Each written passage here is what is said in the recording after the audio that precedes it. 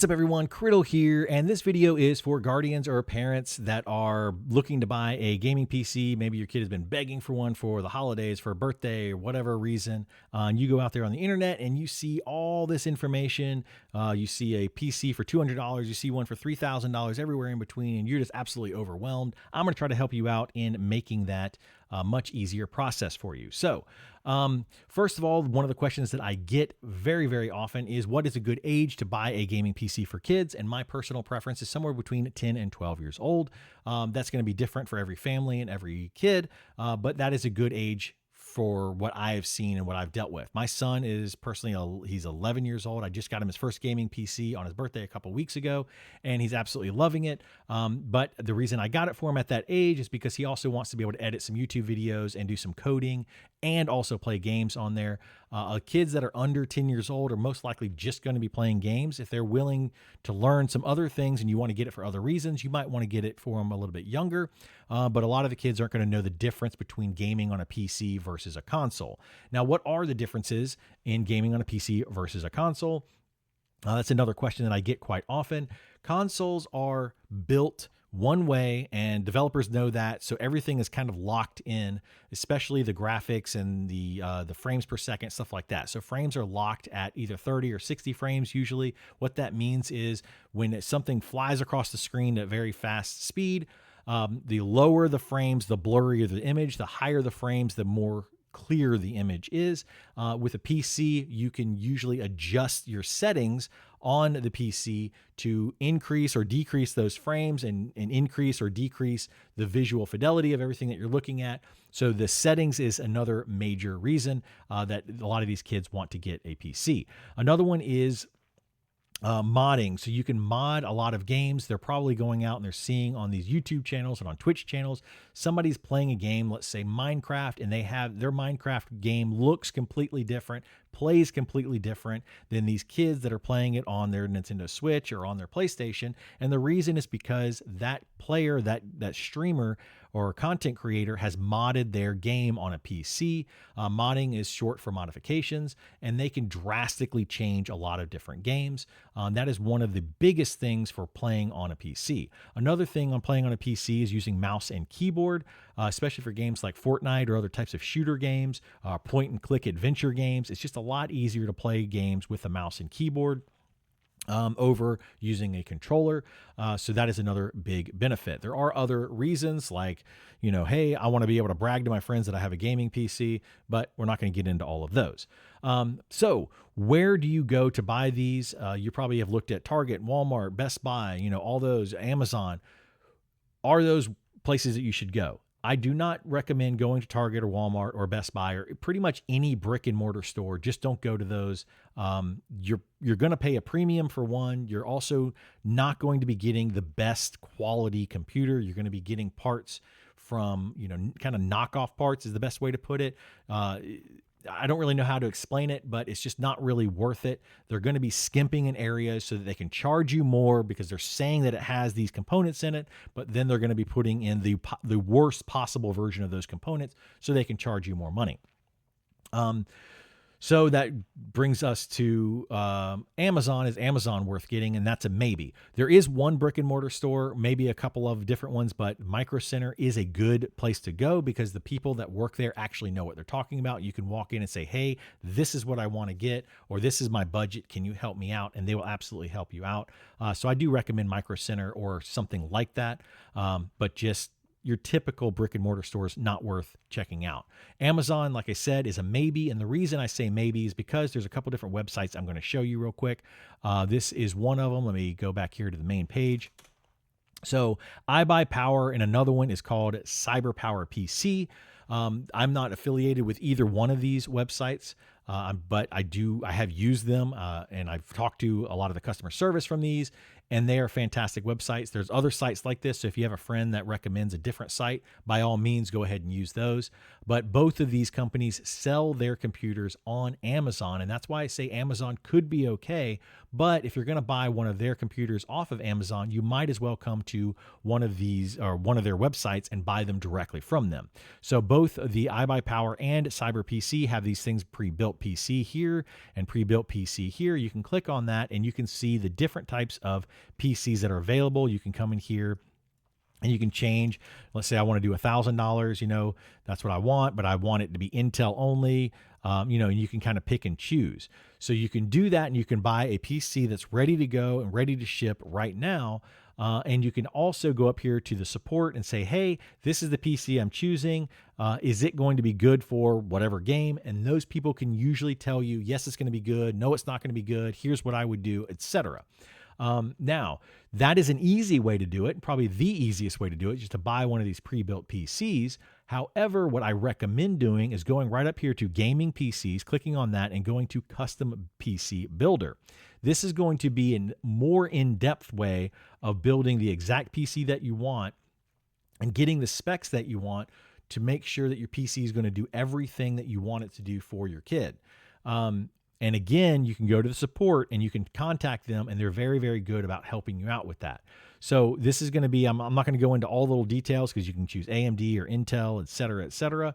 I recommend kind of doing your own research on that. But just a quick overview, I would say that a good starting place is the i7 or the Ryzen 7. So these are both very good.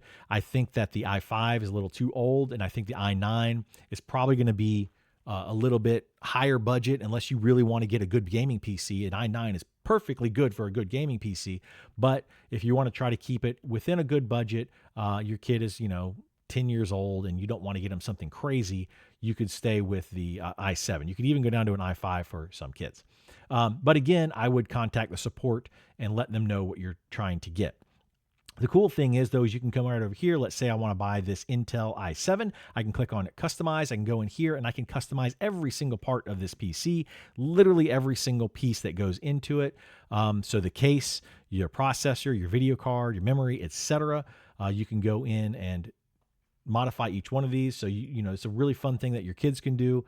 Say, we're going to build you a PC. Here's your budget. They can even go in here and pick it out themselves and build it and say, ooh, I really like this case. They really want to get, let's say, this, NZXT case is going to cost them an extra $104 if they really want this case. I don't recommend doing that because cases are usually more for the looks than anything else. There are some things about cooling and how they can make them a little bit cooler. I'm not going to get into all that. Again, contact support for that. That's why I recommend these websites. And they'll go over each and every single part and they'll explain what all of these things mean. To go over them very quickly, though, your case is going to basically just be your case. It's not going to do much else for you. Your processor here. So I would say an i7 is a good starting point. If you want to go a little bit cheaper, but you're willing to upgrade in a year or two, then an i5 is fine. If you want it to last a little bit longer, then an i9 is what you want to go with.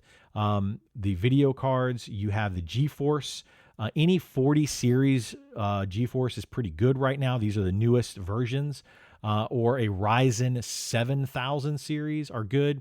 Then this next number here, the 60. So it goes 60, 70, 80, 90. The Ryzens are 7600, 7700, 7800, 7900.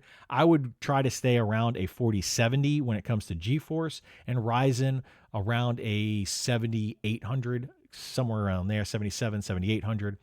Those are probably where I would be in that range. As far as memory is concerned, I would say 32 gigs is probably is more than enough. 16 gigs is probably going to be just fine for most kids. DDR5, and then you want to have, the higher number here, the faster and the better. When it comes to storage, I would say 1 terabyte is the minimum. I don't think they sell anything less than 1 terabyte anymore, to be honest with you. But there is something you want to look at for these, and that's going to be the speed, the read speed here. See, this one says 7,000. You can come down here and you get a free upgrade to a 2 terabyte Western Digital Blue, and you might think, oh, it's got 2 terabytes. It's got double the space. But then if you look here at the read speed, it's 4150 versus the 7,000 read speed. That basically means that this is going to load up Windows a lot faster. And it's going to load your games faster. It's going to do everything a lot faster. So you want to get the faster. I personally prefer this Samsung 2 terabyte Samsung 990 Pro. That's what I have, and you can see that it's 7450. It's just a really, really fast one, but these are more expensive to get those. So again, contact support. This is what I recommend. Go in there, ask about the power supply. I do recommend a gold. I don't think they sell anything but gold. Gold for Goldilocks, you're good to go. Bronze and silver, not worth it. Do not buy those. It's not worth saving the few dollars to get a lower rated one, and it's not really worth spending a few extra dollars to get the platinum or higher rated one. These gold certified ones are fantastic, and as you can see, that's pretty much all they sell are the gold certified ones. So that's all you got to worry about there. So anyway, both of these websites do that. This is a fantastic place to go. Stop trying to go out on the internet and learn about every single little detail. This is what I recommend doing, is going out here and reading up on the different parts and seeing what the prices are. Now, if you want to build your own PC yourself, what this will do is allow you to pick the parts of the PC. The company will buy the parts, get them sent to their warehouse. They'll put it together, and then they will send it to you, and they'll charge you like a $200 or whatever labor fee, and then they'll mail it to you. So that's basically what these websites will do. But if you wanted to build your own PC, you could save yourself a little bit of money, and you could go to this website here. This is what I personally do, is Part Picker, PCPartPicker.com, and you can go in and pick and choose your individual parts. What I like to do is say, I'm going to build a PC in the next 3 or 6 months. So I go in here and I choose all the different things I want. Let's say I want a Intel i9, 1490. We want that. So we're going to just throw that in there. We're going to add that. We want to get a CPU cooler. Let's say we want to get this Arctic right here. I'm just throwing things out there. I'm not necessarily saying any of these are good. And I want to get, whatever I want to get.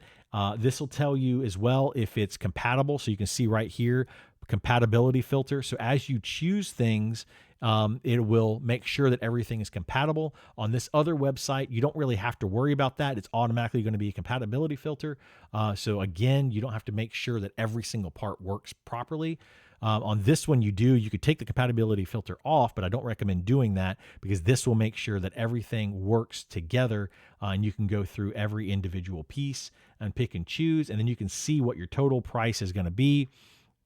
Right down here, you can see the total price based on what they currently have. These are all saying buy them on Amazon, but if you click on each individual one, you can see that they sell them on Amazon, Newegg, Best Buy. What is this one? I forget what this one is. BH, whatever.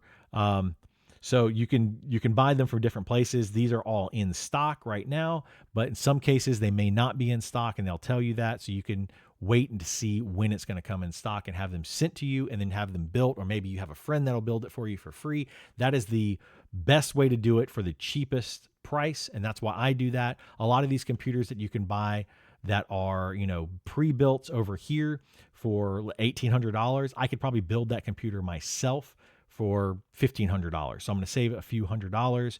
I could probably, save a little bit more by picking and choosing the parts as they go on sale in different places.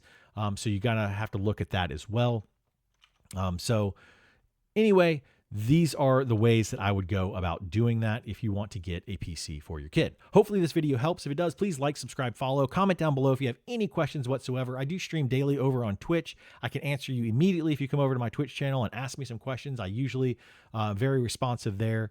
And I'm also on Discord.